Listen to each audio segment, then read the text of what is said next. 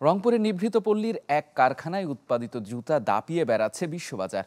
প্রায় 400 কোটি টাকার ওই প্রতিষ্ঠানের কল্যাণে আমূল বদলে গেছে তারাগঞ্জের ঘনিরামপুর গ্রাম। প্রবাসী উদ্যোক্তা হাসানুজ্জামান জানান, সরকারি সহায়তা পেলে নাইকি, এডিডাসের মতো ব্র্যান্ডও এখানে তৈরি করা সম্ভব। রংপুর থেকে ফিরে আরও জানাচ্ছেন ইকবাল হাসান, ছবি তুলেছেন মুমিনুল হক আফান। বসুন্ধরা ডায়াপেন্ট এখন আরো উন্নত। এই hot air through top sheet দ্রুত শোষণ করে সোনামণিকে দেয় কোমল অনুভূতি। হাজারো শ্রমিকের নিবিড় যত্নে তৈরি এই সব জুতা বিশ্ববাজার কাঁপাচ্ছে গেল 4 বছর ধরে। 2021-এ ছোট্ট পরিসরে যাত্রা শুরু করা ব্লিং লেদার প্রোডাক্টস গুটি গুটি পায়ে এখন গৌরবের সাথে উঁচিয়ে ধরছে মেড ইন বাংলাদেশ সাইনবোর্ড।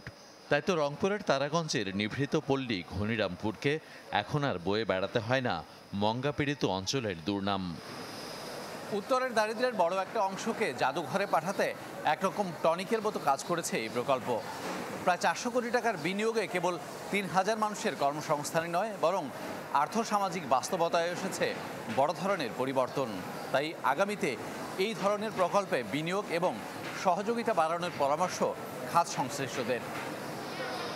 বছর 10 আগেও এখানকার শ্রমিকদের কাছে শোভন কর্মসংস্থান ছিল বহুদূরের স্বপ্ন, কিন্তু তারাই এখন সকাল সন্ধ্যা অফিস করেন নিয়ম মেনে।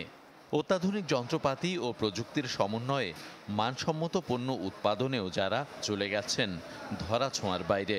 ফলে হাজারো মানুষের এই কর্মক্ষেত্র কেন্দ্র করে চাঙ্গা হয়েছে স্থানীয় অর্থনীতি। আমরা তো সবসময় ইন্ডাস্ট্রিগুলা আমরা একটা কেন্দ্রীভূত করি, যেমন গাজীপুর ওই এলাকাতে। এটা উত্তরাঞ্চলে হবে, কেন হবে? আমরা জানি উত্তরাঞ্চলে মঙ্গাপীড়িত, সেখানে কাজের ক্ষেত্র কম, ফলে এই বিষয়টাই আমাদেরকে বেশি আকৃষ্ট করেছে।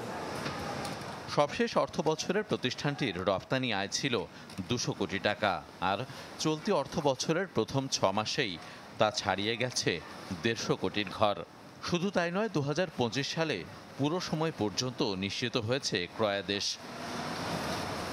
বর্তমানে এই কারখানার মোট 3টি ইউনিটে দৈনিক জুতা উৎপাদনের সক্ষমতা প্রায় 15,000 জোড়া, আর বাড়তি চাহিদা মেটাতে আগামী জুন নাগাদ নতুন আরও একটি ইউনিট চালুর পরিকল্পনা প্রতিষ্ঠানটির। সাথে চেষ্টা চলছে নাইকি, অ্যাডিডাসের মতো বৈশ্বিক ব্র্যান্ডের কাজ পাওয়ার। সরকারকে বলবো, আপনারা এমন একটা আবহাওয়া দেন, এমন একটা পরিবেশ দেন, আমরা যাতে এই জমানায় ঠিক ওই অর্ডারগুলো নাইকিকে যাতে আমরা এখানে নিয়ে আসতে পারি। কেন পারবো না?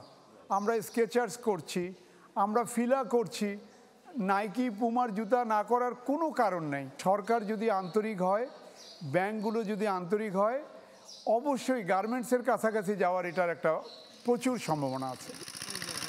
প্রতি মাসে বেতন ভাতা বাবদ 2 কোটি টাকার উপরে ব্যয় করছে প্রতিষ্ঠানটি, যা সরাসরি ভূমিকা রাখছে অর্থনৈতিক ও সামাজিক উন্নয়নে।